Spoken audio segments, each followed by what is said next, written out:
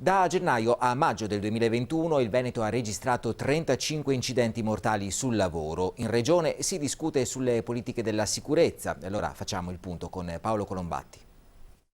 Questo è il nostro centro di addestramento pratico. Qui formiamo le persone ad adottare comportamenti sicuri, addestrandoli adeguatamente.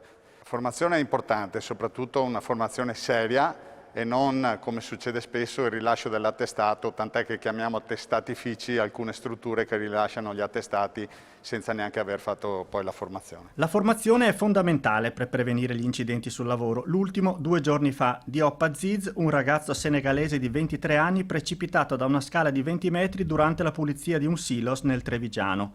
Una tragedia, quella delle cosiddette morti bianche, che continua anche in Veneto. Mauro Rossato dirige l'Osservatorio di sicurezza sul lavoro Vega Engineering di Mestre. Qui si elaborano i dati INAIL, 35 morti e 27.000 incidenti nei primi 5 mesi di quest'anno. Il Veneto è una regione abbastanza virtuosa in termini di incidenza, ossia quanti infortuni mortali rispetto alla popolazione lavorativa. Siamo al 6° posto in valore assoluto come morti sul lavoro e al 14° posto come indice infortunistico. La sicurezza, dice, viene vista spesso solo come un costo dalle aziende e la necessità di ripartire dopo le difficoltà dovute alla pandemia ha certamente influito sul numero degli incidenti.